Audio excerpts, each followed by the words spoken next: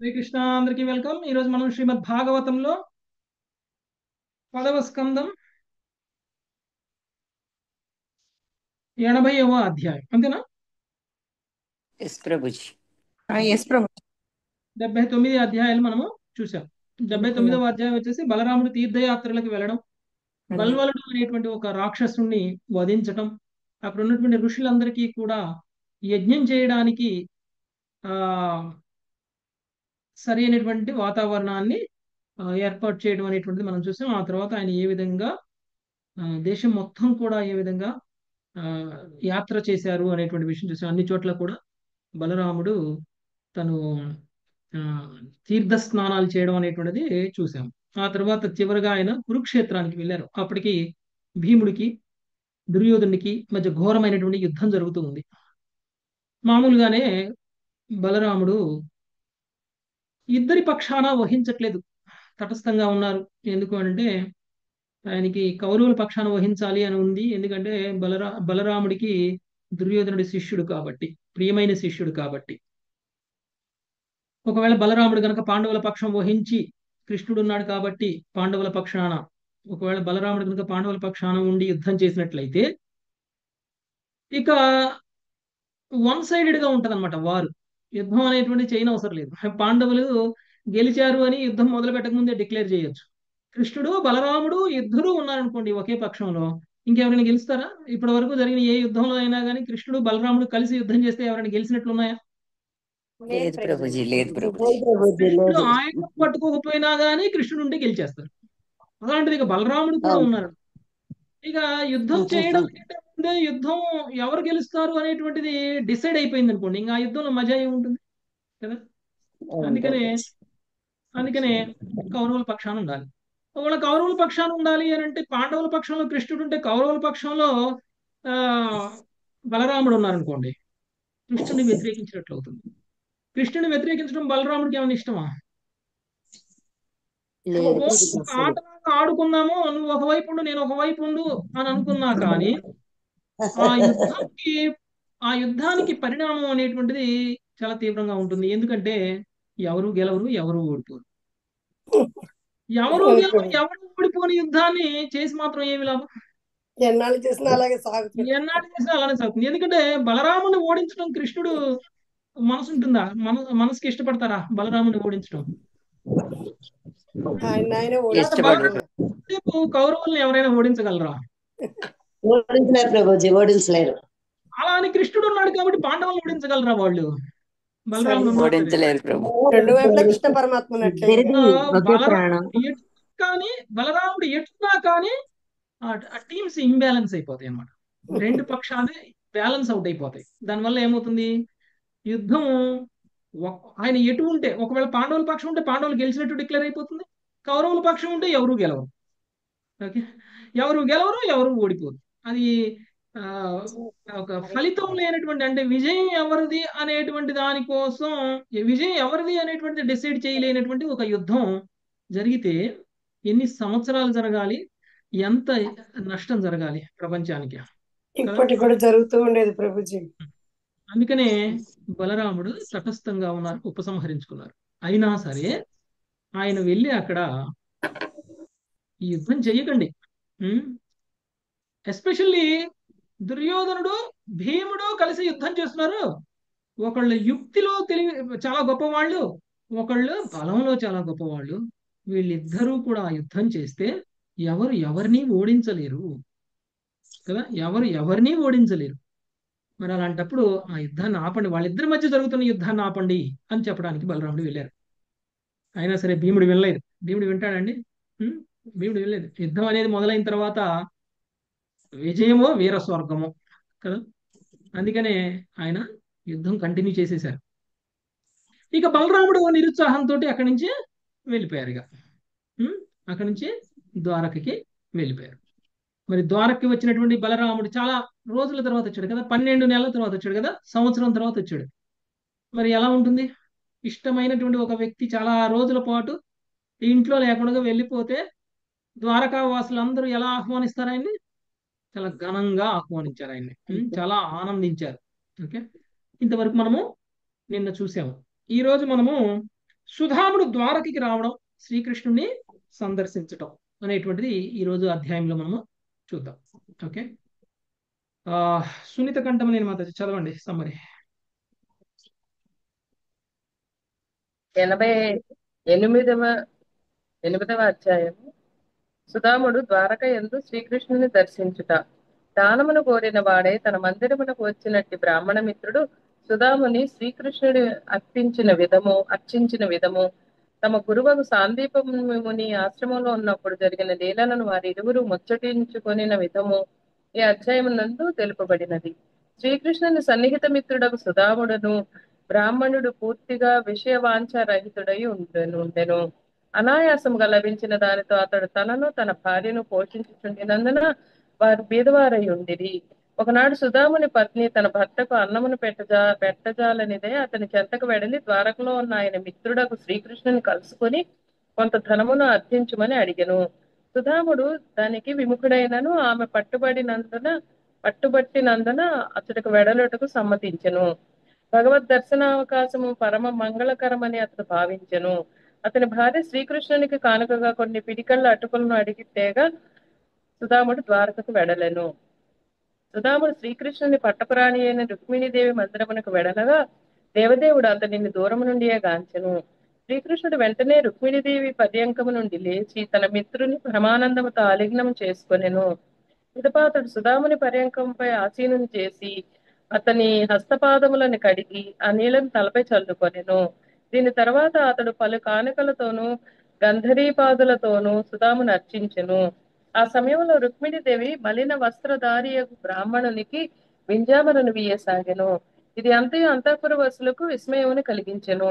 శ్రీకృష్ణుడు పిదప తన మిత్రుని చేతిని పట్టుకొనగా గురుకులంలో ఉన్నప్పుడు పూర్వము తాము చేసిన విషయములను వారిరువును చర్చించుకొనసాగిరి. ఆ దేవదేవుడు విద్యాభ్యాసం అనేది లీలలో పాల్గొనట కేవలం మానవులకు ఒక నిదర్శనమును చూపుటకే అని సుధాముడు తెలిపినాడు. హరే కృష్ణ ప్రభుజీ, ధన్యవాదాలు. ఓకే. సుధాముడు గురుకులంలో ఉన్నప్పుడు చాలా మంచి మిత్రుడు కృష్ణుడికి. ఆయన చాలా దారిద్ర్యంలో ఉన్నారు. తన భార్య సలహా మేరకి శ్రీకృష్ణుడి దగ్గరికి వెళ్ళి కొంచెం ధనాన్ని దానంగా అడగడం అనేటువంటిది జరిగింది. సో ఆయన సుధాముడు కృష్ణుడి దగ్గరికి రాగానే చూడండి నా వెనకాల. ఓకే. కృష్ణుడి దగ్గరికి రాగానే కృష్ణుడు వెంటనే రుక్మిణి దగ్గర ఉన్నా కానీ లేచి మరీ వచ్చి సుధాముడిని ఆలింగనం చేసుకోవడం.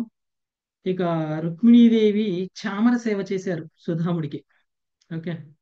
ఆ తర్వాత శ్రీకృష్ణుడు సుధాముణ్ణి తన ఆసనం మీద కూర్చోబెట్టారు, తన దివాన్ కాట్ మీద కూర్చోబెట్టి ఆయన పాదాలు కడగడం, రుక్మిణీదేవి శ్రీకృష్ణుడు సుధాముడికి సేవ చేయడం, సుధాముడికి శ్రీకృష్ణుడికి మధ్య జరిగినటువంటి విద్యాభ్యాస సమయంలో ఉన్నటువంటి జ్ఞాపకాలను ఒకసారి మళ్ళీ గుర్తు తెచ్చుకోవడం, మెమరీస్ ఏవైతే ఉంటే వాటిని మళ్ళీ గుర్తు తెచ్చుకోవడం, ఇవన్నీ కూడా చేశారు.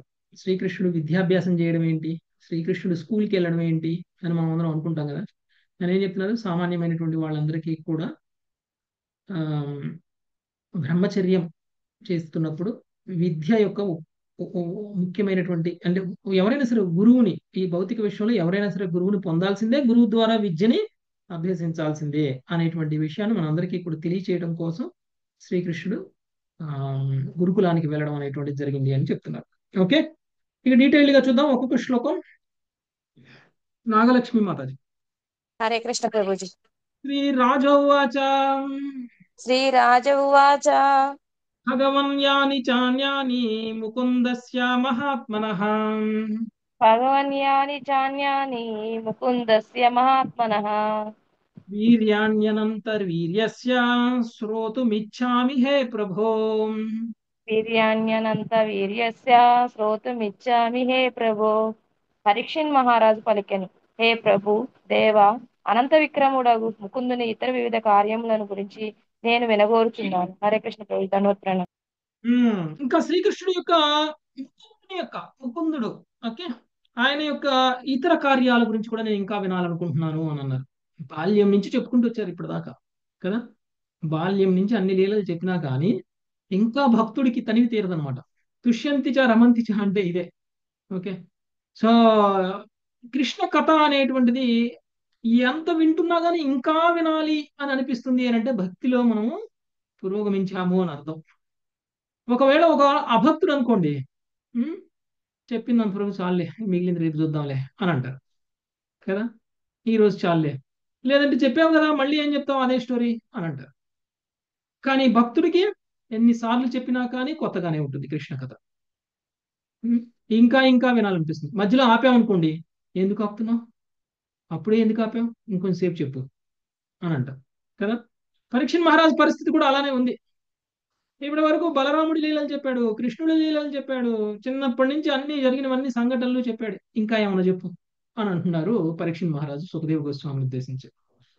ఇక సుఖదేవ్ గోస్వామి ఏం చెప్తున్నారు విందాం. ఇంకో రెండవ శ్లోకం. ఇందుమతి మాత. కోను సుత్వా సకృద్బ్రాహ్మం ఉత్తమ శ్లోక సత్కథాం కోను శ్రుత్వా సకృద్ బ్రహ్మాన్ ఉత్తమ శ్లోక సత్కథా విరమేత విశేషంగో విషన్నః కామమార్గణై. విరమేత విశేషంగో విషన్న కామ మార్గణే. ఓ బ్రాహ్మణ, జీవిత సారము నెరిగినవాడు, ఇంద్రియ భోగ యత్నములో విసుగు చెందినవాడు నగు మనుజుడెవ్వడు ఉత్తమ శ్లోకుని కథలను నిరంతరము వినిన పిమ్మట తిరిగి ఆ దివ్య కథలను విడిచిపెట్టగలుగును. భాష్యము. భగవత్ కథలను నిరంతరము వినిన పిమ్మటయు పలువురు తమ ఆధ్యాత్మిక అంకిత భావమును తదించుటను మనము గాంచెదమని ఇతట శ్రీల విశ్వనాథ చక్రవర్తి ఠాకూర్లు వ్యాఖ్యానించిరి. కనుక విశేషజ్ఞ అను పదము ఇతట ప్రధానమైనదని ఆచార్యులు పలికిరి. జీవిత సారమును నిజముగా నెరిగిన వారు కృష్ణ భక్తి భావన ఎన్నడూనూ త్యజించపరు. దీనికి వేరొక యోగ్యత విషన్న కామ మార్గణ్యే. భౌతికేంద్రియ భోగముతో విసుగు చెందుట ఎనున్నది ఈ రెండు గుణములు అత్యావశ్యకములైనవి. కృష్ణ భక్తి భావన యందు నిజమైన రసాస్వాదము చేసిన వాడు సహజముగానే భౌతిక సుఖపు తుచ్చమైన రసము పట్ల విసుగు చెందును. అటువంటి నిష్కపటమైన కృష్ణ కథ శ్రోత దేవదేవుని అద్భుతమగు లీలాశ్రవణమును త్యజింపడు. హరికృష్ణ ప్రభుజీ. ఓకే, సో ఇప్పుడే చెప్పుకున్నాం మనం కృష్ణ కథ మీద ఉండేటువంటి భక్తుడికి ఉండేటువంటి ఒక ఆసక్తి. రెండు రెండు కారణాలు ఉంటాయి కృష్ణ కథను ఇంకా ఇంకా ఇంకా ఇంకా వినాలి అనిపించడానికి. ఒకటి, వ్యక్తి భక్తిలో బాగా పురోగమించారనుకోండి, కృష్ణ కథను ఇంకా ఇంకా వినాలి అని అనిపిస్తుంది. అలా కృష్ణ కథను ఇంకా ఇంకా వినాలి అని అనిపించేటువంటి స్థితికి వెళ్ళినటువంటి వ్యక్తి భౌతిక విషయాల పట్ల ఆసక్తి తగ్గిపోతుంది. రెండవది, భౌతికంగా ఇంద్రియ భోగం ఎక్కువగా చేసినటువంటి వ్యక్తి, బాగా చేసినటువంటి వ్యక్తి ఇంద్రియ భోగం మీద విసుగు వచ్చి ఇంకా ఎంతకాలం ఇంద్రియ భోగం అనేటువంటి విసుగుతోటి కృష్ణ కథ దగ్గరకు వచ్చారనుకోండి, అప్పుడు కూడా కృష్ణ కథ ఆసక్తిగా ఉంటుంది. అలా రావడం వల్ల కూడా శుద్ధ భక్తులు అవుతారు. కృష్ణ కథ వినటం వల్ల భౌతిక ఇంద్రియ భోగం పట్ల విసుగు వస్తుంది, ఇంద్రియ భోగం పట్ల విసుగు రావడం వల్ల కృష్ణ కథకు ఆకర్షితులు అవుతారు. రెండు ఏది చేసినా పర్వాలేదు. అందుకనే భగవంతుడు కొంతమందికి ఇంద్రియ భోగం విసుగు రావాలని కూడా ఇంద్రియ భోగం ఎక్కువగా ఇచ్చేస్తారు. ఓకే, ఎవరికైనా ఇంద్రియ భోగం ఎందుకు వీళ్ళకి ఎంత విసిగిస్తారు అంటే అంతిమ ఉద్దేశం వాళ్ళు కృష్ణ భక్తులు అవ్వాలి. అది ఇంద్రియ భోగం ఇచ్చారా ఇంద్రియ భోగం తీసేశారా అనేటువంటి దాంతో సంబంధం లేదు. ఇంద్రియ భోగం ఇచ్చినా కృష్ణుడి మీద భక్తి కోసమే, ఇంద్రియ భోగం తీసేసినా కృష్ణుడి మీద భక్తి కోసమే. అది గనక మనం తెలుసుకున్నాం అనుకోండి, మనకున్నటువంటి ఐశ్వర్యాన్ని సరైనటువంటి విధంగా ఉపయోగిస్తాం. మనం ముందుగానే మేల్కోవాలి. కృష్ణుడు మనల్ని పనిష్ చేసిన పరిస్థితి వరకు వెయిట్ చేయకుండా కొన్నిసార్లు మనకున్న దాన్ని బాగా ఎక్కువగా ఎంజాయ్ చేస్తుంటే ఏమవుతుందంటే కృష్ణుడు గుర్తు రాకుండా మనం ఎంజాయ్ చేసేస్తున్నాం అనుకోండి, అప్పుడు కృష్ణుడు పనిష్ చేస్తాడు. ఓకే, అలాంటి పరిస్థితి దాకా ఎదురు చూడకూడదు. మనకి ఎంత ఉన్నా మనం కృష్ణుడికి శరణాగతులమై ఉండాలి. మనం ఎంత గొప్పవాళ్ళమైనా కృష్ణుడి కంటే గొప్పవాళ్ళం కాదు అనేటువంటి విషయాన్ని గుర్తుంచుకోవాలి. కృష్ణుడి కరుణతోటి కృపతోటే మనకి ఏదైనా ఉంది అనేటువంటి విషయాన్ని గుర్తుంచుకోవాలి. ఎప్పుడైతే ఆ స్పృహతో ఉంటామో, ఆ చైతన్యంలో ఉంటామో, అప్పుడు కృష్ణుడి యొక్క కృప మనకుంటుంది. మనకి ఇప్పుడు ఉన్నదానికంటే ఎక్కువ ఇస్తారు కృష్ణుడు. కృష్ణ సేవకి మనం ఉపయోగిస్తాం. మనకున్న సమయాన్ని కృష్ణుడి కోసం ఉపయోగిస్తాం. మనకున్న సమయాన్ని ప్రచారం చేయడం కోసం ఉపయోగిస్తాం. మనకున్న సమయాన్ని మనం సాధన చేయడం కోసం ఉపయోగిస్తాం. అప్పుడు కృష్ణుడు మనకి ఇంకా సమయం ఇస్తారు, ఇంకా డబ్బు ఇస్తారు, ఇంకా సామర్థ్యాన్ని ఇస్తారు. ఓకే, అలా లేదనుకోండి తీసేస్తారు. తీసేసి రా నా కాళ్ళ దగ్గరకు అంటారు. ఓకే, సో అప్పుడు మనం ఏం చేస్తాం, గత్యంతరం లేక భౌతికంగా రక్షింపబడడం కోసం కృష్ణుడి పాదాలను పట్టుకుంటాం అప్పుడు. ఓకే, అది అవసరమా, ఇది అవసరమా? ఉం? సో నాకు నువ్వే దిక్కు, నేను భౌతికంగా సుఖంగా లేను, నన్ను సుఖపెట్టు అని కృష్ణుడి దగ్గరికి పోవడం అవసరమా? ఎక్కువ ఎక్కువ సుఖాలని అనుభవిస్తూ కృష్ణుడు గుర్తు తెచ్చుకోవడం బాగుంటుందా? రెండోదే తేలిక ప్రభుజీ. రెండోది తేలిక. కాబట్టి మనకున్న దాంతో మనం ఏం చేయాలి అనేది మనమే నిర్ణయించుకోవాలి. ఓకే, నెక్స్ట్ రంగదేవి మాత. రంగదేవి హరే కృష్ణ రాధ. ప్రభు, దండవత్తం. తావాగ్యయా తస్య గుణాన్ గృణీతో కరౌ చ తత్కర్మ కరౌ మునశ్చ. తావాగ్మయా తస్య గుణాన్ గృణీతో కరౌ చ తత్కర్మ కరౌ మనచ్చ. స్మరేధ్వసం తం స్థిరచంఘమేషు శృణోతి తత్పుణ్యకథా సకర్ణః. స్మరేద్వసంతం స్థిరజంగమేషు శృణోసి తత్ పుణ్యకథా సకర్ణః. భగవద్గుణములను వర్ణించినదే నిజమైన వాక్కు. భగవంతుని కొరకు పనిచేసడి కరములే నిజమైన కరములు. స్థావర జంగములన్నిటినీ అందును వసించడి వారిని నిరంతరం స్మరించడి మనసే నిజమైన మనస్సు. పావనము భక్తికథలను వినేడి చెవులే నిజమైన చెవులు. ప్రభుపాదుల వారి భాష్యము. గడిచిన శ్లోకములో భగవదార్పితమైన శ్రవణేంద్రియములను శ్లాఘించిన వాడై పరీక్షిత్తు కృష్ణ భక్తి భావన యొక్క సంపూర్ణ చిత్తము మనకు లభించు రీతిలో ఇతరేంద్రియములను కూడా ప్రస్తావించుచున్నాడు. దేవదేవుడు శ్రీకృష్ణుడితో ఎటువంటి సంబంధము లేనటువంటి దేహేంద్రియములు వ్యర్థములని ఇతట ప్రకటించుచున్నాడు. ఇటువంటి వాక్యమునే శౌనక ఋషి ద్వితీయ స్కందములో 3వ అధ్యాయం 20 నుండి 24వ శ్లోకం వరకు పలికి ఉండేను. ఇంద్రియములన్నీయును కృష్ణ భక్తి భావంలో కలిసి పని చేయవలసి ఉండునని శ్రీల విశ్వనాథ్ చక్రవర్తి ఠాకూర్లు పలికిరి పేర్కొనిది. అనగా కన్నులు గాని కరములు గాని దేనిని అనుభూతమునర్చుకొనినను మనసు మాత్రం సమస్తమునందుండేడు శ్రీకృష్ణుని స్మరింపగలిగెను. హరే కృష్ణ ప్రభు, ధన్యవాదాలు. సో దక్షిణ మహారాజ్ ఇంకా అంటున్నారు. ఓకే, ఇందుకు ముందు కూడా మనం చాలా సందర్భాల్లో శుద్ధ భక్తులు మాట్లాడేటువంటి మాటలు కనుక మనం విన్నట్లయితే వాళ్ళకు ఉన్నటువంటి ఇంద్రియాలన్నింటినీ కూడా భగవంతుడి యొక్క సేవలోనే ఉపయోగిస్తారు. ఎలా అంటే మనకున్నటువంటి కళ్ళతోటి భగవంతుడి యొక్క అర్చా విగ్రహాన్ని దర్శనం చేసుకోవడం, మనకున్నటువంటి చెవులతోటి భగవంతుడికి సంబంధించినటువంటి కథలను వినడం, మనకున్నటువంటి నోటితోటి భగవంతుడి యొక్క నామాన్ని జపించడం, భగవంతుడికి అర్పించినటువంటి ప్రసాదాన్ని తినడం, మనకున్నటువంటి ముక్కుతోటి భగవంతుడికి అర్పించినటువంటి పువ్వుల యొక్క స్మెల్ చూడడం, మనకున్నటువంటి చేతులతోటి మనకున్నటువంటి ఆలయాన్ని శుభ్రపరచడం, మనకున్న కాళ్ళతోటి మనం భగవంతుడి సేవ చేయడం కోసం లేకపోతే తీర్థయాత్రలకి ప్రయాణం చేయడం, మనకున్నటువంటి శరీరం మొత్తాన్ని కూడా భగవంతుడి యొక్క సేవలో ఈ విధంగా ఉపయోగించితే నిజంగా ఇంద్రియాలన్నింటినీ భగవంతుడి యొక్క సేవలో ఉపయోగించినటువంటి వాడు ఇంద్రియాలని సరిగా ఉపయోగించినట్లు. అలా కాకపోతే ఏం చేస్తాం మనం ఈ ఇంద్రియాలతోటి? అపవిత్రమైనటువంటి కర్మలు చేస్తాం. ఒక్కటి కూడా పవిత్రమైన కర్మ కాదు. ఇప్పుడు నేను చెప్పిన ఏ పనైనా కాకుండా ఇంకేది చేసినా కానీ మనం చేసే ప్రతి పని కూడా అపవిత్రమైనటువంటి పనే కదా. మన ఇంద్రియాలని ఇంత అపవిత్రంగా వాడడానిక భగవంతుడు మనకి ఇలాంటి ఇంద్రియాలు ఇచ్చారు. కళ్ళు లేని వాళ్ళు ఎంతమంది ఉన్నారు రోడ్ల మీద? చెవులు వినపడని వాళ్ళు ఎంతమంది ఉన్నారు? తినడానికి పళ్ళు లేని వాళ్ళు ఎంతమంది ఉన్నారు? మాట్లాడడానికి గొంతు లేని వాళ్ళు ఎంతమంది ఉన్నారు? ఎంతో మంది అంటారు ప్రభుజీ అలాగా, వేల మంది ఉన్నారు. మనకిచ్చారు భగవంతుడు. మన గొప్పతనం అసలు అది మన అదృష్టం కదా, భగవంతుడు మనకి ఇచ్చారు. కానీ మనకు భగవంతుడు ఇచ్చినటువంటి వాటి భగవంతుడి కోసం ఏం చేస్తున్నాం మనము? భగవంతుడి సేవలో ఏం చేస్తున్నాం మనం? ఏమీ చేయలేదనుకోండి, ఎక్కడో ఒకసారి వస్తుంది అన్నమాట. భగవంతుడి యొక్క ప్రసాదం తిననటువంటి నోరు ఏం తిన్నట్లు? పాపం తిన్నట్టు ప్రభుజీ. మలం తినదంత. భగవంతుడి ప్రసాదం కాకుండా ఏం తిన్నా కానీ అది మలంతో సమానం అని చెప్పారు.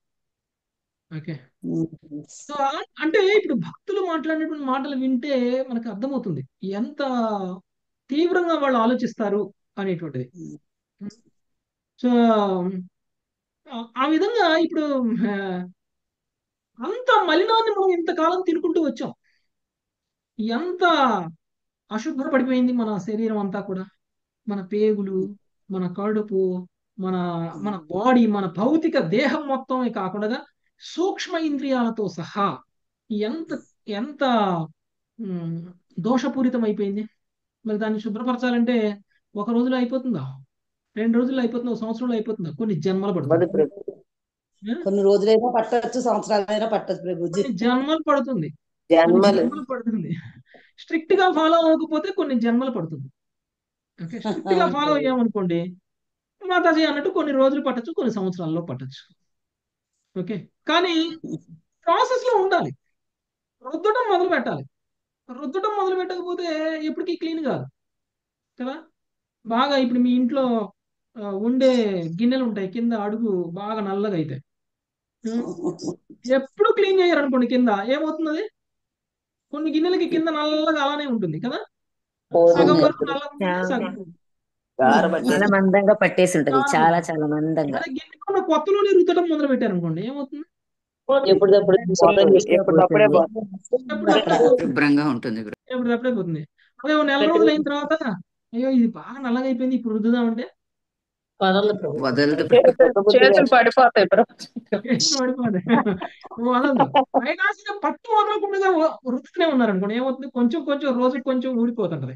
ఓకే, కాలానికి మళ్ళీ పూర్తిగా పోద్దా అంటే చెప్పలేము, కానీ రుద్దగా పోద్ది. కానీ మొదటి రోజు రుద్దాను, రెండో రోజు రుద్దాను, మూడో రోజు రుద్దాను, పోలేదు అని చెప్పేసి వదిలేస్తే ఏమైంది? మళ్ళీ మాకు పట్టిపోతుంది, మళ్ళీ ఎక్కువ అయింది. మళ్ళీ మాడు పట్టింది. మళ్ళీ మాడు పట్టింది. అంటే కొన్ని రోజుల తర్వాత జరుగుతుంది, అది ఎప్పుడు జరిగిద్ది అనేటువంటి విషయం తెలియదు కదా అని చెప్పేసి ఈ రోజు నుంచి రుద్దడం మానేయకూడదు అనమాట. ఓకే, రుద్దడం అనే ప్రాసెస్ కంటిన్యూస్ గా చేస్తూనే ఉండాలి. అలా చేస్తూ ఉంటే కొన్ని రోజులకి అది క్లీన్ అయింది. కాబట్టి చాలా ఇన్ని రోజులు మలినంతో నిండిపోయినటువంటి మన ఇంద్రియాలన్నిటి కూడా ప్రాసెస్ లోకి పెట్టాలి ఇప్పుడు. ఓకే, కొంచెం కొంచెం క్లీన్ చేయాలి, రోజుకు కొంచెం, రోజుకు కొంచెం. అదే సాధన. మనం చేసే సాధన. జపం, మనం చేసేటువంటి భాగవత శ్రవణం, మనం చేసేటువంటి వైష్ణవ సేవ, మనం చేసేటువంటి కీర్తన, మనం చేసేటువంటి భగవంతుడి యొక్క అర్చన, ఇవన్నీ కూడా మనల్ని ఏం చేస్తాయి? కొంచెం కొంచెం కొంచెం కొంచెం ప్యూర్ చేస్తాయి. ప్యూర్ అయిపోయి మళ్ళీ కొత్త గిన్నెలాగా తయారు చేస్తాయి మనల్ని. ఓకేనా? ఆ, ఆ ప్రాసెస్ లో ఉండడం అనేటువంటి. సో అలా ఉండాలంటే ఏం చేయాలండి? ఇంద్రియాలన్నింటినీ భగవంతుడి యొక్క సేవలో ఉపయోగించాలి. ఇంద్రియాలన్నీ భగవంతుడి యొక్క సేవలో ఉపయోగించకపోతే ఇంద్రియాలు ఉన్నా వ్యర్థం. కళ్ళు ఉన్నా లేని వాడితోనే సమానం, చెవులు ఉన్నా లేని వాడితోనే సమానం, ముక్కు, నోరు, చేతులు, కాళ్ళు ఏది ఉన్నా కానీ లేని వాడితోటి సమానం. ఓకే, లేనివాడే గొప్పవాడు మనకంటే. ఉండి మనం ఏం చేస్తున్నాం కదా. చూడలేని వాడు ఎలాగో చూడలేకపోతున్నాడు. చూడటానికి అవకాశం ఉండి కూడా మనం ఇంకా భౌతికంగా ఉండిపోయాం అనుకోండి. ఈ కళ్ళతోటి ఏ తాజ్ మహల్ చూద్దాం, లేకపోతే ఏ అందమైన అమ్మాయినో చూద్దాం, లేకపోతే ఏ భౌతికమైనటువంటి అందమైన ప్రకృతిని చూద్దాము. ఎవరు పోతారు ఇప్పుడు టెంపుల్ కి? ఎవరు చూస్తారు ఇప్పుడు భగవంతుని? రోజు చూసే విగ్రహమేగా అని వదిలేసామనుకోండి, ఈ కళ్ళతోటి మనం పాపం చేస్తున్నట్టు. సినిమాలకి, షికారులకి అలవాటు పడిపోయినటువంటి కళ్ళు భగవంతుడి యొక్క అర్చా విగ్రహాన్ని చూడడంలో ఆనందం కలగనప్పుడు ఈ కళ్ళుకి ఉన్నా ఒకటే, లేకపోయినా ఒకటే. అలాంటి కళ్ళని భగవంతుడు పీకేస్తారు ఎప్పుడో ఒకప్పుడు. పోతాయి కదండి, పోకుండా ఉంటాయా? ముసలివాళ్ళం అయిపోయి పోయే లోపల కంటి చూపు తగ్గిపోతూ ఉంటుంది. సో మనం అనుకుంటాము పెద్ద అయిన తర్వాత ఖాళీగా ఉన్నప్పుడు చేద్దాంలే ఇవన్నీ, ఇప్పుడు ప్రస్తుతం నేను బిజీ, ఆఫీస్ బిజీ, భౌతిక కర్మల్లో బిజీ అని అనుకుంటాం. పెద్ద అయిన తర్వాత చేయడానికి సమయం ఉంటుంది, కానీ ఇంద్రియాల్లో బలం ఉండదు. ఇంద్రియాల్లో బలం ఉండదు. నడవలేము, మాట్లాడలేము, కళ్ళతో చూడలేము, చెవులతో వినలేము. చాలా మంది ఈరోజు భాగవతం క్లాస్ జరుగుతుంది వినాలి అని అనుకునేటువంటి వాళ్ళు ముసలితనానికి వచ్చిన తర్వాత, అయ్యో నేను వినలేకపోతున్నానే, నా చెవులు వినపడవే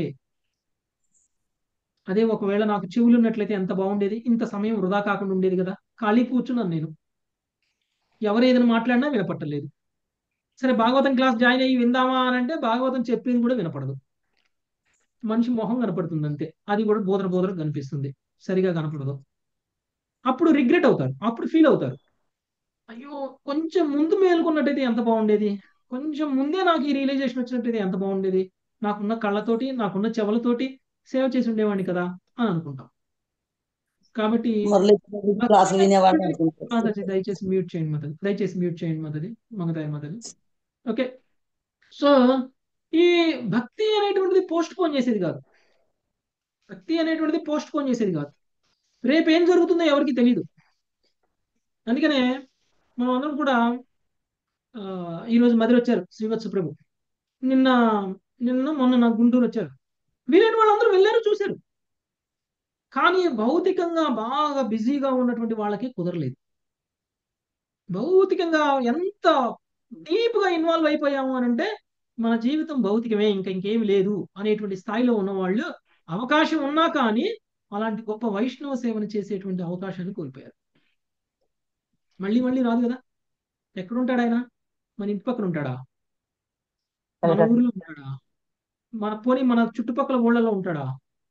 ఉండడు. శుద్ధ భక్తుడు, స్వయంగా గురు మహారాజ్. గురు మహారాజ్ అంటే ఎవరండి? గురు మహారాజ్ అంటే మనలాగా ఏమో కర్మ బంధనాలతో వచ్చినటువంటి వాళ్ళు కాదు, వాళ్ళంతా సిద్ధ పురుషులు. సిద్ధ సిద్ధ పురుషులు. పురుషుడికి ప్రత్యక్షంగా సేవ చేసేటువంటి వ్యక్తికి సేవ చేసేటువంటి అవకాశం మీకు వచ్చింది అది కదా. ఆయన చూడడం కూడా మీరు సేవ చేయడమే, ఆయన చెప్పిన మాటలు వినడం కూడా ఆయనకి సేవ చేయడమే, ఆయనకి ప్రసాదం వడ్డించడం కూడా మీరు చేసినటువంటి సేవే. ఓకే. ఆయన ఉచ్చిష్టాన్ని తీసుకోవడం కూడా మీరు చేసేటువంటి సేవ.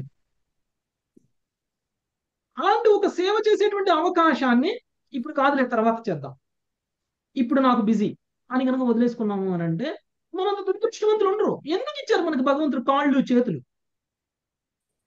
ఉం? భక్తులకి సేవ చేయడానికి, భగవంతుడికి సేవ చేయడానికి ఇచ్చారు. కనీసంగా ఏ సంవత్సరానికో 2 సంవత్సరాలకో వచ్చేటువంటి ఒక అవకాశం. ఆయన మళ్ళీ మళ్ళీ రాండి, ఆయన మాయాపూర్లో ఉంటారు. వచ్చినా మన ఇంటికి వస్తారా? ఉం?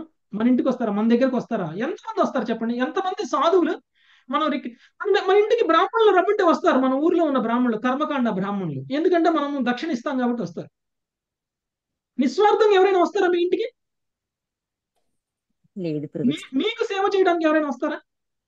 మీ మంచి కోసం మమ్మల్ని ఎవరైనా వస్తారా? ఉద్ధరించడానికి మమ్మల్ని ఉద్ధరించడానికి ఎవరు రారు. కేవలం శుద్ధ వైష్ణవుడు మాత్రం వస్తాడు. శుద్ధ వైష్ణవుడు వచ్చి ఆయన మిమ్మల్ని డబ్బులు అడిగారా? వచ్చి ఆయన నాకు ఇది కావాలి, ఆయనకి మీరు ఏం పెట్టినా కానీ ఆయన మళ్ళీ అది మీకే ఇచ్చేస్తారు కదా. ఆయన ఏం చేసుకుంటారండి? ఆయన బ్రహ్మచారి, ఆయనకు ₹1 అవసరం లేదు. అటు ఇటు పోవడానికి రావడానికి ఖర్చులకు తప్ప ఆయనకి ఏం అవసరం? ఆయనకి ఏం బ్యాంక్ అకౌంట్ కూడా ఉండదు. కాషాయం వేసుకుంటారు, మీరు ఎన్ని రంగుల బట్టలు పెట్టినా ఆయన తడుక్కోరు కదా.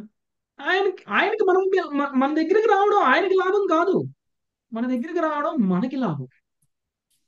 అదే చెప్తున్నారు ఇక్కడ.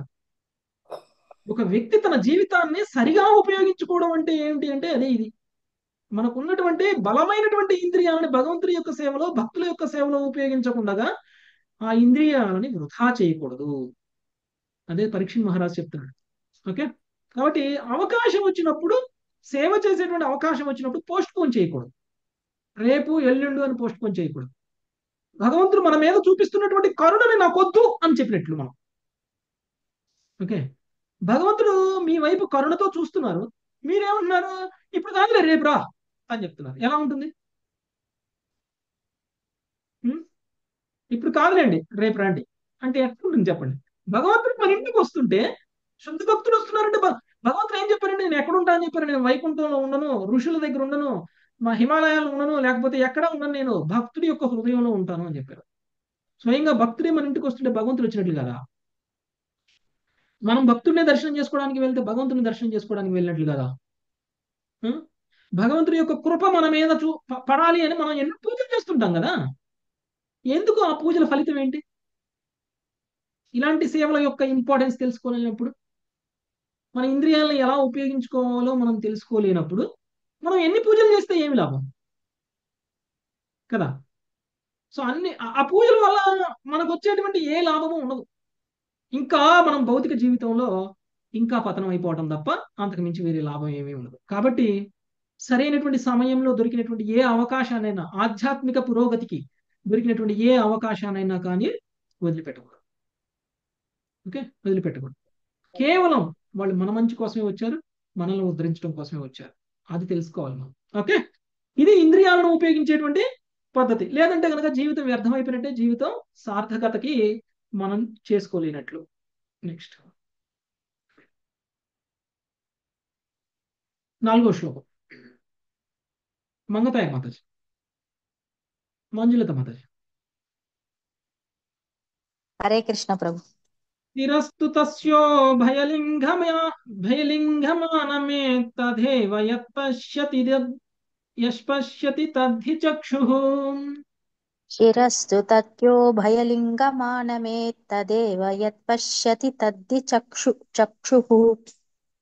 అంగాని విష్టో రతతంఘనానాం పాదోదకం యాని భజంతి నిత్యం. అంగాని విష్ణోరదతజ్జనానాం పాదోదకం యాని భజంతి నిత్యం. స్థావర జంగమ జీవులలో భగవంతుని రూపమునకు మ్రొక్కటి శిరమే నిజమైన శిరము. కేవలము భగవంతుని గాంచెడి కన్నులే నిజమైన కన్నులు. భగవంతుని పాదములను లేదా భగవద్భక్తుల పాదములను అభిషేకించిన జలమును నిత్యము సేవించడి అంగములే నిజమైన అంగములు. హరే కృష్ణ ప్రభు. ధన్యవాదాలు. చూసారా, ఇప్పుడు మనం చెప్పుకున్నదే చెప్తున్నారు. ఆ? స్థావర జంగమ జీవులలో భగవంతుని రూపమునకు ముక్కిడి శిరమే నిజమైన శిరము. మనకు తలకాయ ఉండి కూడా వేస్ట్. భగవంతుని పాదాల ముందు కనుక మన తలని కనుక వంచకపోతే కదా, మన శిరస్సుతోటి ఏం చేయాలి? భగవంతుడి పాదాలను మొక్కాలి. భౌతికంగా ఉన్న వ్యక్తుల పాదాలను మొక్కటం కాదు. రెండవది, కేవలం భగవంతుని గాంచడి కన్నులే నిజమైన కన్నులు. లేకపోతే అవి బొమ్మ కన్నులు, కన్నులున్నా లేనట్లు. ఓకే, భగవంతుని పాదములను లేదా భగవద్భక్తుల పాదములను అభిషేకించని జలమును నిత్యము సేవించడి అంగములే నిజమైన అంగములు. ఓకే, అభిషేకించిన జలమును నిత్యము సేవించడి అంగములే నిజమైన అంగములు. భక్తుల పాదాలను కడగాలి, భగవంతుడి యొక్క పాదాలను కడగాలి. అది ఆ జలాన్ని తీసుకున్న వాళ్ళే నిజమైనటువంటి జలాన్ని తీసుకున్నట్టు, ఆ జలాన్ని సేవించడం ద్వారా వాళ్ళు పొందినటువంటి శక్తి ఏదైతే అదే నిజమైనటువంటి అంగం. అంటే ఒక రకంగా చెప్పాలి అని అంటే, మన శరీరంలో ఏ భాగమైనా సరే భగవంతుడి సేవ, భక్తుడి సేవ చేయడానికి కనుక ఉపయోగించకపోతే అది నిజంగా ఉండి కూడా వ్యర్థం. ఓకే, అది ఉండి కూడా వ్యర్థం. నెక్స్ట్ 5వ శ్లోకం. నరసింహ ప్రభు. సూత ఉవాచ విష్ణురాతేన సంపృష్టో భగవాన్ బాధరాయణి. విష్ణురాతేన సంపృష్టో భగవాన్ బాధరాయణి. వాసుదేవే భగవతి నిమగ్న హృదయో బ్రవీత్. వాసుదేవే భగవతి నిమగ్న హృదయో బ్రవీత్. సూత గోస్వామి పలికను, ఈ విధముగా విష్ణురాతులచే ప్రశ్నించిన వాడైన పరమ శక్తిశాలి సుఖదేవుడు దేవదేవుడకు వాసుదేవుని జ్ఞానమునందే సంలగ్నమైన హృదయము కలవాడే ఇట్లు సమాధానము సిగను. హరే కృష్ణ ప్రభు. ధన్యవాదాలు. సో ఎందుకు నేను ఇంకా నాకు కృష్ణుడి గురించి చెప్పు అని అడుగుతున్నాను అని అంటే, నాకు అది తప్ప వేరే ఏది ఉత్తమమైనది కాదు. ఒకవేళ అది కాకుండా వేరే ఏది చేసినా కానీ వ్యర్థం అనేటువంటి విషయం ఆయనకు అర్థమైంది కాబట్టి ఆయన అడుగుతున్నాడు. ఇది విన్నటువంటి సుఖదేవ గోస్వామి సమాధానం చెప్తున్నారు. సో అడిగేటువంటి భక్తుడిలో ఉత్సాహం ఎక్కువగా ఉంటే ఏమవుతుందండి? చెప్పేటువంటి గురువులో ఇంకా అవసరం. ఎంతో ఆనందం అనిపిస్తుంది, ఇంకా ఉత్సాహంగా చెప్తారు. ఇంకా రెట్టింపు అవుతుంది. మరి ఆయన మరి ఇప్పుడు మీరు ఒకటి ఆలోచించండి, పరీక్షణ్ మహారాజుకు ఉన్నది 7 రోజులే. కాబట్టి ఆయనకు ఆరాటం ఉంది వినాలని. సుఖదేవ గోస్వామికి 7 రోజులే ఉన్నాయా? ఆయనకి ఎందుకు ఉండాలి ఆరాటం చెప్పాలని? భక్తుడు అంత ఆతృతతో, అంత క్యూరియాసిటీతో అడుగుతున్నారు. అది ఓకే. పరీక్షణ్ మహారాజుకి 7 రోజులు ఉన్నాయి కాబట్టి మాత్రమే అడుగుతున్నారని కాదు. పరీక్షణ్ మహారాజు ఇప్పుడు ఆయనకి 7 రోజులు అంటే మనకి 70 సంవత్సరాలతో సమానం. ఓకే, ఆయన 7 రోజుల్లో చేయగలిగినంత గొప్ప భక్తి మనం 70 సంవత్సరాల్లో చేయగలమా? చేయలేం ప్రభు. 70 జన్మలు చేయలేం. 70 జన్మలు Yes. 70 జన్మలు ఇచ్చినా చేయలేం. 7 రోజుల పాటు ఒక క్షణం కూడా నిద్రపోకుండా, ఒక్క నీటి బొట్టు కూడా తీసుకోకుండా, ఆయనకి వేరే పనేం లేదు, ఇదే పని. చెప్పు చెప్పు చెప్పు చెప్పు, ఇంకా చెప్పు ఇంకా చెప్పు ఇంకా చెప్పు ఇంకా చెప్పు, 24 గంటలు 7 రోజులు ఇదే పని చేశాడు.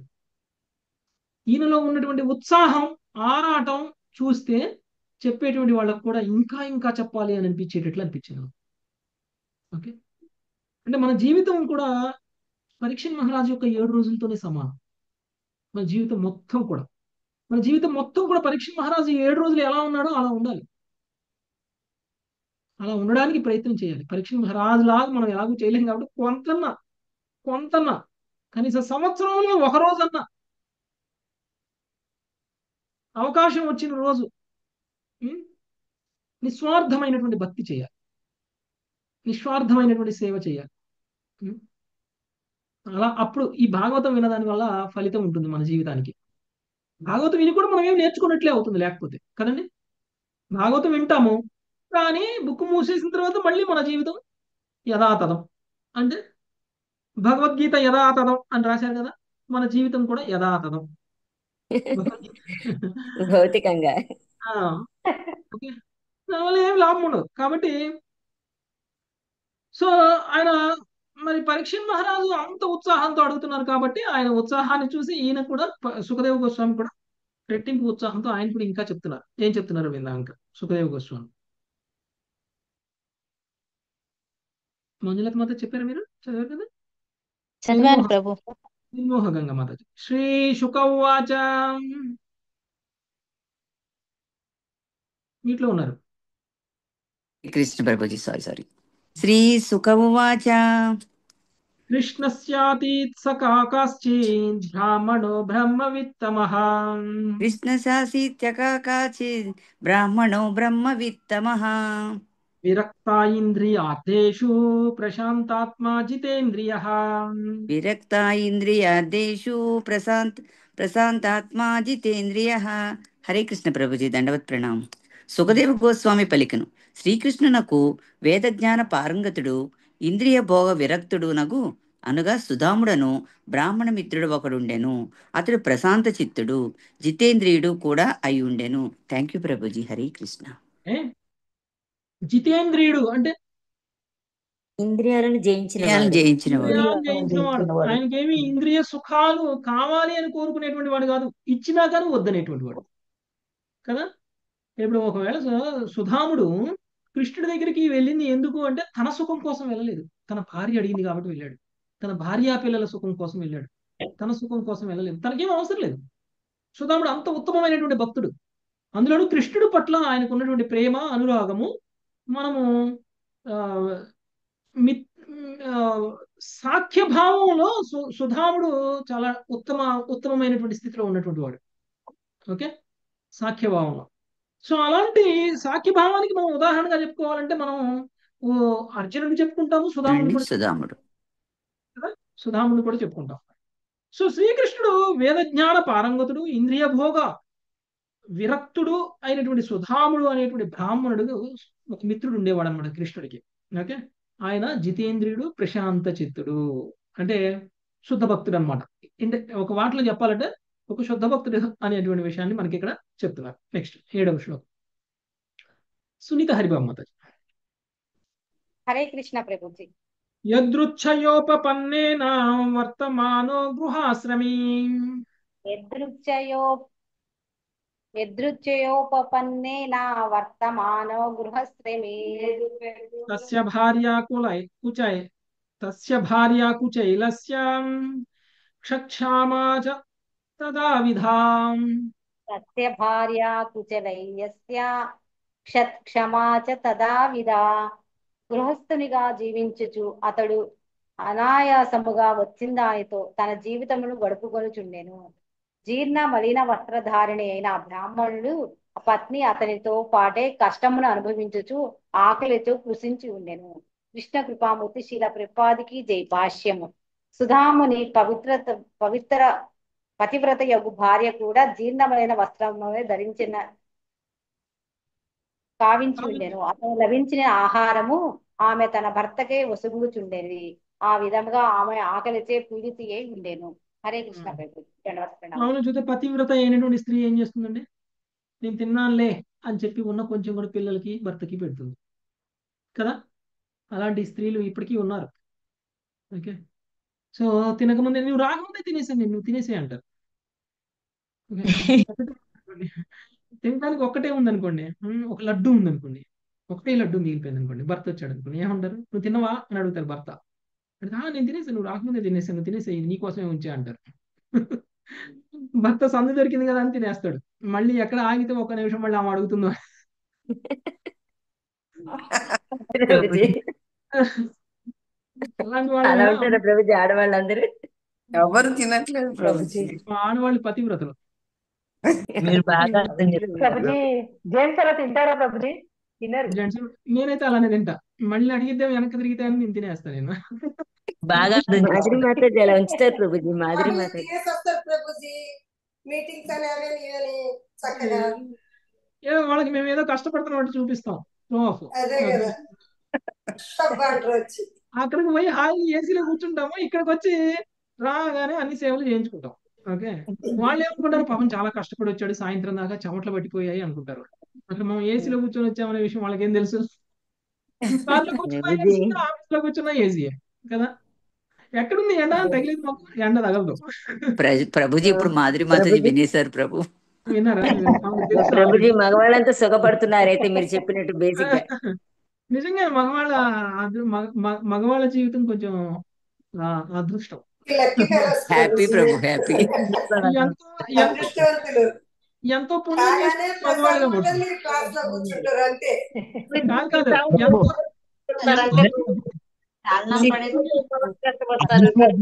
కష్టపడేది లేడీస్ ప్రభుజీ. అవును మాతాజీ, ఎంతో పుణ్యం చేసుకుంటేనే మగవాళ్ళుగా పుడతారు. మీరు అది చెప్పింది కరెక్ట్ ప్రభుజీ. శాస్త్రమే చెప్తుంది. ఓకే. ఎందుకంటే చేంజ్ చేస్తాం ప్రభుజీ, మా పరిస్థితి ఎలా ఉంది అలాగే అందరిది. ఓకే ప్రభుజీ. ఓకే. మాకు మాతాజీ జ్వరం అట్లా ఏం లేదు మాకు జ్వరం మాతాజీ. తగ్గింది, ఒకరోజు ఆఫీస్కి పోకుండా ఇంట్లో కూర్చుంటాం. ఇంట్లో కూడా ఎవరు ఏం పని చెప్పరు జ్వరం తగిలితే. కానీ అదే ఆడవాళ్ళకి జ్వరం తగిలితే అన్ని ఇంట్లో పనులు పని కూడా మేమే చేయాలి. చేయాలి, మేమే చేసుకోవాలి లేచి ఒక రోజు కూర్చొని. సెలవు ఉండదు ప్రభుజీ ఆడవాళ్ళకి. జ్వరం తగిలినా వంట వండి పడుకోవాలి. అందరికి పెట్టి అనుభవమే ప్రభుజీ. పడుకోవాలి. పాపం కదా. అందరికి అన్ని పనులు సమకూర్చిన తర్వాత అన్ని సమకూర్చిన తర్వాత రెస్ట్ తీసుకోవాలి. కాకపోతే కొన్ని పనులు ఎక్స్ట్రా పనులు చేయడం మానేస్తారేమో. అసలు పనులు అయితే మాత్రం కంపల్సరీ చేయాల్సిందే. మీరు ప్రభుజీ అవును. మన శ్రీవత్స ప్రభుజీతో ఇదే అన్నాం ప్రభుజీ. ఆడవాళ్ళగా పుట్టడం వల్ల ఎక్కడికి వెళ్ళకపోతున్నాము, ఎవరొకరు తోడు ఉంటే గానీ ఎక్కడికి వెళ్ళకపోతున్నాం ప్రభు అంటే, మీరు చాలా అదృష్టవంతులు మాతాజీ. మీరు కృష్ణాకి చక్కగా ప్రసాదం చేసి పెడుతున్నారు, అదే అదృష్టం అంటారు. అది అదృష్టమే, అది అదృష్టమే. అవును. అలా సాటిస్ఫై అయ్యాం ప్రభు. ఇంకోటి మిమ్మల్ని ఇంత కష్టపెడుతున్నారు కాబట్టి మీరు కృష్ణుని ఆశ్రయిస్తారు. ఓకే కదా. కాకపోతే అవును ప్రభుజీ. ఎస్ ప్రభుజీ. కాదు ప్రభుజీ, ఏదైనా మన మంచికే అంటారు, అదేనేమో. అది కూడా ఒకటి ఉంది. అవును.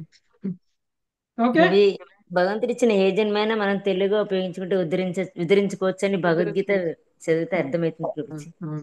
ఏ భాగవతం ఇచ్చినా కానీ వింటుంటే భగవంతుడు మన శ్రేయస్ కోసమే. మన ఏ జన్- మనం మనం మనకి ఇవ్వబడింది మనం ఎలా ఉపయోగించుకోవాలనేది మనం ప్లాన్ చేసుకోవాలి. ఓకే. ఇంతసేపు పూజ చేసుకున్నా కానీ ఎవరు వద్దనే వాళ్ళు ఉండరు ప్రభుజీ.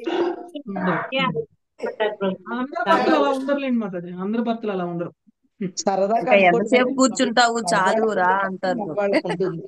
ఎవరు తీసుకునే కష్టాన్ని వాళ్ళు ఈ తీసుకుంటేనే రోజు కుటుంబం ఈ గడుస్తుంది. రోజు ఒకడు ఫోన్ చేసి, మా వైఫ్ ఎప్పుడు క్లాసుల్లోనే ఉంటుంది, కొంచెం క్లాసులు తగ్గిండి అన్నారు. నేను అన్నాను, నేను చెప్పింది 1 గంటేగా అన్నా. నేను చెప్పేది 1 గంట విషయం. వీళ్ళు 1 గంట చెప్తారు, ఇంకొకళ్ళు ఇంకొక గంట చెప్తారు, ఇంకొకళ్ళు ఇంకొక అంటే గంట మిగతా చెప్తారు. క్లాస్ అది నాలుగు అందరూ కంప్లైంట్ వేసుకోండి ప్రభుజీ. పోన్లేండి, పాపం వాళ్ళు అంత పవిత్రం అయిపోతున్నారు, వాళ్ళకి అదే సుఖం ఉంటే ఆ సుఖాన్ని మీరు ఇచ్చేసేయండి అన్నా నేను. ప్రభుజీ ఇంట్లో ఇళ్లలో విసిగించే ఆడవాళ్ళు ఉంటే వాళ్ళ హాయి ఈ రూట్ లోకి వస్తే మగవాళ్ళ పరిస్థితి హాయి ప్రభుజీ. ఎంత హాయి. మీ సుఖం కోరుకునే వాళ్ళు మీకు ఇందులో సుఖం ఉంటుందంటే ఆ సుఖాన్ని ఇవ్వాలి కదా వాళ్ళు. ఇంతకాలం మీరు వాళ్ళకి సుఖాన్ని ఇచ్చారు కదా, ఇప్పుడు వాళ్ళ భార్య మీకు సుఖాన్ని ఇచ్చే భార్య కదా. అవును ప్రభుజీ.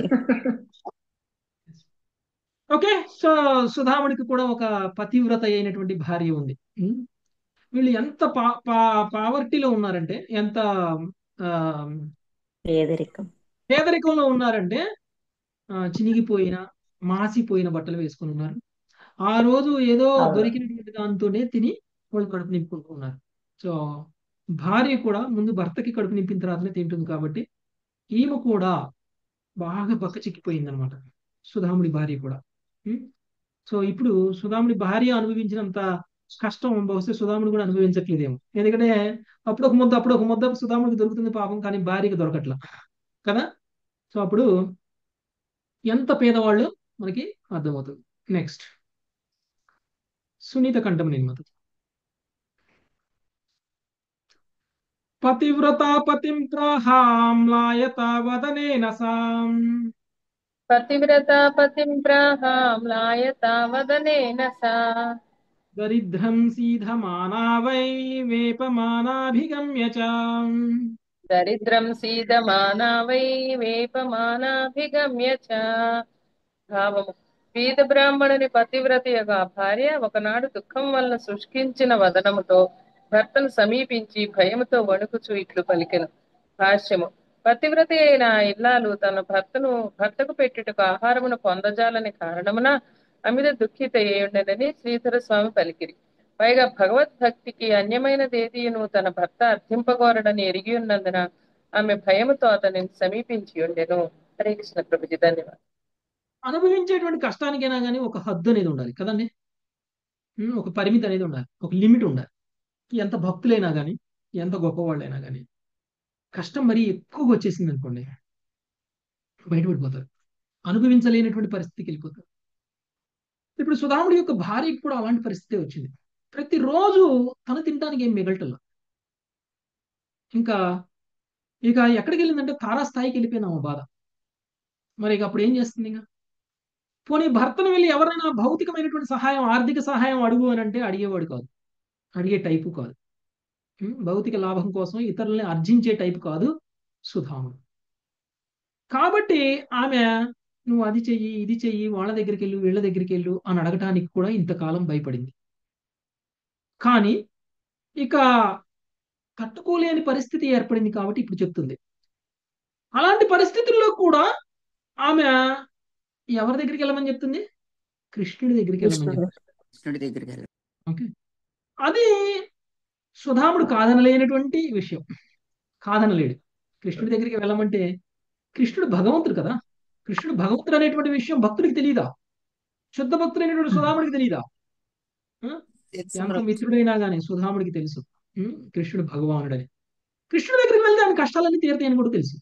కానీ కృష్ణుడి దగ్గరికి వెళ్ళేది భౌతికంగా అతను సుఖంగా ఉండాలి అని కోరేటువంటి కోరిక కోసం వెళ్ళకూడదు. అలా వెళ్ళడం అనేటువంటిది సుధాముడికి ఇష్టం లేదు. కానీ భార్య దీనస్థితిలో అడుగుతుంది. ఇంకా ఏమడుగుతుందో చూద్దాం. 9వ శ్లోకం. శేషరత్నం మాత. నను బ్రహ్మాన్ భగవత సకా సాక్షాత్ శ్రియః పతిః. నను బ్రహ్మాన్ భగవత సఖా సాక్షాత్ శ్రియః పతిః. నను బ్రహ్మన్ భగవతః సకా సాక్షాత్ శ్రియః పతిః. నను బ్రహ్మాన్ భగవతః సఖా సాక్షిక్షయః పతిః. బ్రహ్మణ్యశ్చ శరణ్యశ్చ భగవాన్ సాత్వతర్షభః. బ్రహ్మణ్యశ్చ శరణ్యశ్చ భగవాన్ సాత్వతర్షభః. సుధాముని భార్య పలికెను: ఓ బ్రహ్మోత్తమ, లక్ష్మీపతి మీకు ప్రియమిత్రుడను, విషయము సత్యము కాదా? యాదవ శ్రేష్ఠుడు ఆ కృష్ణ భగవానుడు బ్రాహ్మణులేడ కరుణ కలవాడు, వారికి ఆశ్రయమున సొగటుకు మిక్కిలి ఇష్టము కలవాడు అయ్యున్నాడు. ప్రభుపాదుల వారి భాష్యము: దానం మరుగుటకు శ్రీకృష్ణుడి చెంతకు వెడులమనడి తన అర్థములకు భర్త చెప్పబోయడి అభ్యంతరములన్నిటినీ ఆ బ్రాహ్మణ పత్ని ఊహించిన విధమున శ్రీల విశ్వనాథ చక్రవర్తి ఠాకూర్ తమ వాక్యములలో వివరించరి. లక్ష్మీపతి అయిన వాడు తన వంటి పతితాత్మునికి మిత్రుడైనట్లు కాగలడు. తన బ్రాహ్మణుడు పలికినచో శ్రీకృష్ణ భగవాన్ని బ్రాహ్మణులేడు అనుగ్రహము కలవాడని, అంటే బ్రాహ్మణుడని ఆమె సమాధానం చెప్పగలదు. ఒకవేళ సుధాముడు తనకు నిజమైన భగవద్భక్తి లేదని పలికినచో మహనీయుడు బుద్ధిమంతుడునైన అతడు నిశ్చయముగా శ్రీకృష్ణుని ఆశ్రయమును కరుణను పొందగలడని ఆమె సమాధానము చెప్పమనున్నది. కర్మఫలమును అనుభవించడి అసంఖ్యాకముగు దుఃఖిత బుద్ధ జీవుల పట్ల శ్రీకృష్ణుడు సమాదర్శి అయి యుండునని ఆ బ్రాహ్మణుడు అభ్యంతరము పలికినచో శ్రీకృష్ణుడు విశేషముగా భక్తులకు ప్రభువననియు అందువలన ఒకవేళ స్వయముగా భగవానుడు సుధాముని పట్ల అనుగ్రహమును చూపకపోయినను భగవత్ సేవలో నెలకొన్న భక్తుల కరుణతో అతనికి ఏదో కొంత దానమివ్వగలరనియు ఆమె సమాధానము చెప్పగలదు. భగవానుడు యాదవులకు రక్షించువాడు కనుక సుధాముని వంటి వినమ్రుడగు బ్రాహ్మణ్ణి రక్షించుటలో అతనికి కష్టమేమున్నది? అతడు ఆ విధములో చేయుటలో తప్పేమిటి? హరే కృష్ణ ప్రభు దండత్ ప్రమాణం. సుధాముడి యొక్క భార్యకి కూడా తెలుసు శ్రీకృష్ణుడు దేవాది దేవుడు, తను బ్రాహ్మణుల్ని రక్షిస్తారు, బ్రాహ్మణులకి సేవ చేస్తారు అనేటువంటి విషయం సుధాముడి యొక్క భార్యకి కూడా తెలుసు. పైగా కృష్ణుడు సుధాముడికి మిత్రుడు కూడా. నీ మిత్రుడు ఎవరో కాదు, లక్ష్మీపతి. లక్ష్మీపతి అంటే గొప్ప ధనవంతుడు అని అర్థం కదా. ఎంత గొప్ప ధనవంతుడు? స్వయంగా లక్ష్మీపతి అంటే భగవానుడు అని అర్థం. సర్వ ఐశ్వర్యాన్ని సంపూర్ణంగా కలిగినటువంటి వ్యక్తి భగవానుడు కదా. సో అలాంటి ఐశ్వర్యాలన్నింటినీ పొందినటువంటి శ్రీకృష్ణుడు నీకు మిత్రుడు కాడా? పైగా ఆయన దగ్గరికి వెళ్ళినటువంటి ఏ బ్రాహ్మణునైనా సరే ఆయన ఆదుకుంటారు. నువ్వు మిత్రుడివి, నువ్వు బ్రాహ్మణుడివి కూడా, నువ్వు వెళ్ళొచ్చు కదా, నువ్వు వెళ్ళి ఆయన ఆశ్రయం తీసుకోవచ్చు కదా.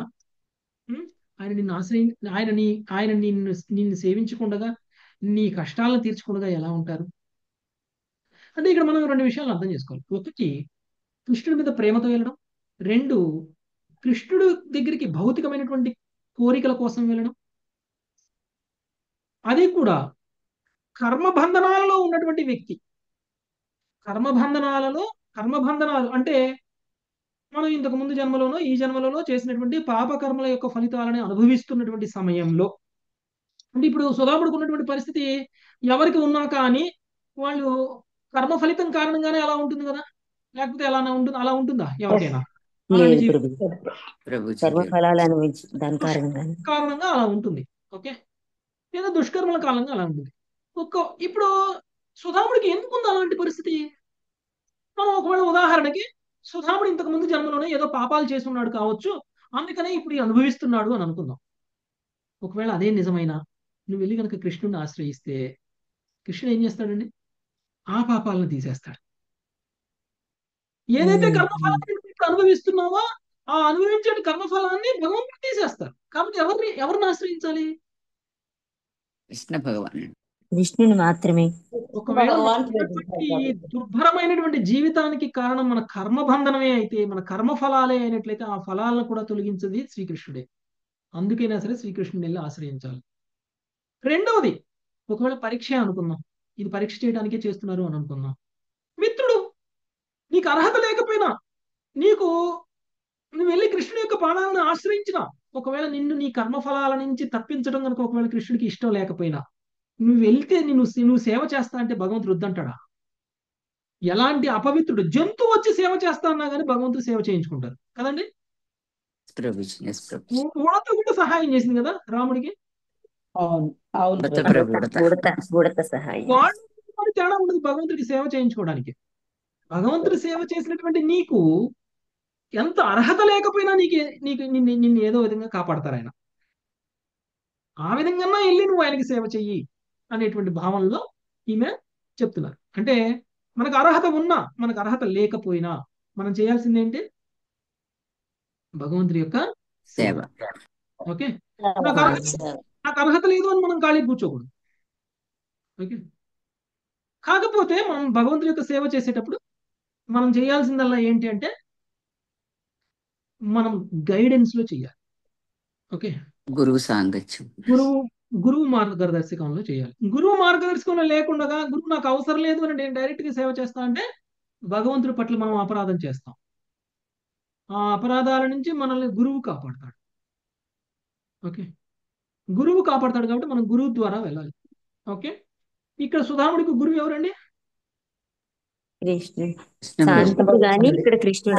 అక్కడ సాందీపముని ఆశ్రయించు అని చెప్తుంది ఎవరు? ఇక్కడైతే పద ప్రదర్శక గురువు అంటారు అనమాట. ఇలాంటి వాళ్ళని పద ప్రదర్శక గురువు అంటే కృష్ణుడి దగ్గరికి వెళ్ళే దారి చూపిస్తున్నారు అనమాట వీళ్ళు. ఓకే, అంటే కృష్ణ భక్తిని బోధించకపోయినా, ఫిలాసఫీ చెప్పకపోయినా, భాగవతం చెప్పకపోయినా, భగవద్గీత చెప్పకపోయినా చెప్పే వాళ్ళకి కనెక్ట్ చేస్తారు. వాళ్ళు ఏమంటారు? పరిచయం చేసిన వాళ్ళు పద మనల్ని పరిచయం ప్రదర్శక చేసిన గురువు. వాళ్ళు అలా ఓకే, ఏదో ఒక రకంగా కృష్ణుడికి కనెక్ట్ చేయడం. ఓకే, ఇప్పుడు మమ్మల్ని పరిచయం చేసిన వాళ్ళు. ఎస్ మాతాజీ. నెక్స్ట్ సర్వరాజ్య మాతాజీ. తముపై మహాభాగా సాధూనాంచ పరాయణం. హరే కృష్ణ ప్రభుజీ, దండవత్ ప్రణామం. ప్రభుజీ, ప్రభుజీ తమపై ఓకే, నేను చదివిస్తున్నాను. దాస్యతి ద్రవిణం భూరి సీధతే తే కుటుంబినే. ఓ భాగ్యవంతురా, సాధువులకు నిజముగు ఆశ్రయమైనట్టి అతని కడుపు వెడులం. దుఃఖితుడు ఒక నీ వంటి కుటుంబీకునికి ఆ దేవదేవుడు నిక్కముగా సమృద్ధిగా ధనమును వసగలడు. ఓకే, నీ కష్టాలను తీరుస్తాడు, నువ్వు కృష్ణుడి దగ్గరికి వెళ్ళు, కృష్ణుడి పాదాలను ఆశ్రయించు అనేటువంటిది తన భార్య చెప్తుంది. స్మరతః పాదకమలం ఆత్మానమపి యచ్చతి కిం స్వర్ధకామాన్ భజతో నాత్యభీష్టాన్ జగద్గురు.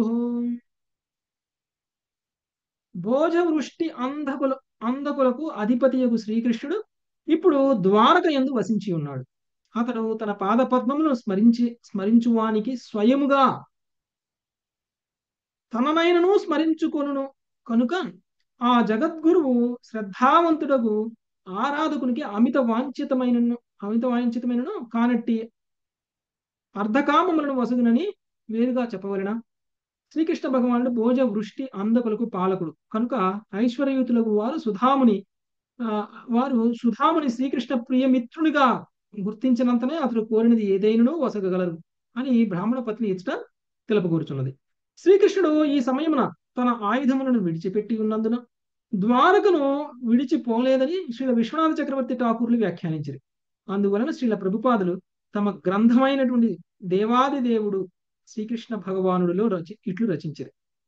బ్రాహ్మణ పత్ని పలికను అతడు ద్వారకా నగరమును వీడుట లేదని వినియుంటిని.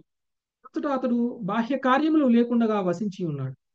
ఇట్లా పేర్కొన్నట్లు లౌకిక సంపద ఇంద్రియ భోగము అంతగా వాంఛనీయములు కావు. దానికి కారణం ఏమనగా చిట్ట చివరకు అవి నిజమైనటువంటి సంతృప్తికి ఇవ్వజాలవు. అయినను సుధాముడు ద్వారకకు వెడలి కృష్ణుని ఎదుట కేవలం మౌనంగా నిలిచి ఉన్నప్పటికీ ఆ దేవదేవుడు అతనికి పుష్కలంగా ధనమును అతని నిజలక్ష్యమైనటువంటి తన చరణ కమలాశ్రయమును కూడా తప్పక వసగలడని సుధాముడి పత్ని తలచినది. సుధాముడి పత్ని చెప్తుందనమాట. నువ్వు ఎప్పుడైతే అక్కడికి వెళ్ళగానే అక్కడ ద్వారకా వాసులు కానీ కృష్ణుడు కానీ నువ్వు కృష్ణుడి యొక్క మిత్రుడివి అని గమనించగానే నీ కష్టాలన్నీ తీర్చేస్తారు వాళ్ళు. ఓకే, గమనించగానే నీ కష్టాలు. ఎందుకు అంటే ఆయన ద్వారకాధీశుడు. ఆయన పాద పద్మాలను ఆశ్రయించినటువంటి వాళ్ళు ఎవరైనా సరే ఆయన మొత్తం సమర్పించుకుంటారు ఆయన. సో ఆయన జగద్గురువు, శ్రద్ధావంతుడైనటువంటి ఆరాధకుని యొక్క అమిత వాంఛితమైనను కానట్టి అర్ధకామములను వసుగునని నేరుగా చెప్పవలను. మీకు ఏం కోరికలు ఉంటే ఆ కోరికలు, మనసులో ఉన్న ప్రతి కోరిక కూడా తీర్చేస్తారు శ్రీకృష్ణుడు. యాక్చువల్గా సుధాముడు వెళ్ళిన తర్వాత నాకు భౌతికమైన కోరిక తీర్చు అని చెప్పరు, అడగరు, మౌనంగా ఉంటారు. కానీ మన మనసులో ఉన్న కోరికను కూడా తెలుసుకుంటారు శ్రీకృష్ణుడు. మనం ఏం కోరికలు అడగవసరం లేదు భగవంతుడిని కదా, మనకి ఏం కావాలో భగవంతుడికి తెలుసు. జస్ట్ మనం వెళ్ళి శరణాగతులం అయితే చాలు, భగవంతుడే మన హృదయంలో ఉన్నటువంటి కోరికను తీర్చేస్తారు. ధ్రువుడు కోరికతో వెళ్ళారు. భగవంతుడు అక్కడ అవతరించిన తర్వాత, భగవంతుడు ప్రత్యక్షమైన తర్వాత ధ్రువుడు ఏ కోరిక అడగలేదు. కానీ తన కోరిక తెలుసుకున్నటువంటి భగవానుడు ఆయన ఏ కోరికతోటి ఆయన వచ్చి ఆయన తపస్సు చేశాడో ఆ కోరికను తీర్చేశాడు. నేను అడగలేదు కదా, నాకు ఎందుకు ఇచ్చావు నువ్వు, నన్ను శిక్షిస్తున్నావు నువ్వు నాకు ఇచ్చి అని అన్నారు ధ్రువుడు. ఈ భౌతికమైనటువంటి కోరికను తీర్చి నువ్వు నన్ను శిక్షిస్తున్నావు అన్నాడు. నాకేం మేలు చేయట్లేదు అని అన్నాడు. నాకు కావాల్సిందల్లా భక్తుల సాంగత్యం, ఎప్పుడూ నిన్ను మర్చిపోకుండా ఉండేలాంటి ఒక వాతావరణం, ఎప్పుడూ నీ సేవ చేసేలా ఉండాలి, ఇది నాకు కావాలి. అది ఇవ్వకుండా నువ్వేందో నాకు భౌతిక ఐశ్వర్యాలు ఇస్తున్నావు, నన్ను శపిస్తున్నావు నువ్వు, లేదంటే నన్ను శిక్షిస్తున్నావు నువ్వు అని అన్నాడు ధ్రువుడు కదా. అంటే ధ్రువుడికి 5 నెలల పాటు తపస్సు చేస్తేనే ఏది ముఖ్యం కాదు అనేటువంటి విషయం అర్థమైపోయింది. ఏది ముఖ్యం అనుకుని తపస్సు చేయడం మొదలు పెట్టాడో, తపస్సు ఎండ్ అయ్యే లోపల తను దేనికోసం వచ్చాడో అదే వ్యర్థం అని అనుకున్నాడు. ఓకే, అది భక్తి యొక్క గొప్పతనం. భక్తిలో పురోగమిస్తే అంత రియలైజేషన్స్ అంత ఫాస్ట్గా వస్తాయన్నమాట. ఓకే, సో ఇక్కడ సుధాముడు నువ్వేమీ అడగవసరం, నువ్వు వెళ్ళి అక్కడ నిలబడి చాలు. ఓకే, వాళ్ళే గుర్తిస్తారు, వాళ్ళే అన్ని తీరుస్తారు. ఓకే, ఇది ఓకే. మిగిలింది రేపు చదువుదాం Mataji. Thank you very much. మరి రేపు సుధాముడు వెళ్తాడా, వెళ్తే కృష్ణుడు గుర్తిస్తాడా, గుర్తిస్తే కృష్ణుడు సుధాముడికి అన్ని సేవలు చేస్తారా, రేపు చూద్దాం. Thank you very much. వాంఛాకల్పతరుభ్యశ్చ కృపా సింధుభ్యశ్చ పతితానాం పావనేభ్యో వైష్ణవేభ్యో నమో నమః. హరే కృష్ణ హరే కృష్ణ కృష్ణ కృష్ణ హరే హరే హరే రామ రామ రామ రామ హరే హరే. కృష్ణ ప్రభుజీ దండవత్ ప్రణామం. Thank you very much.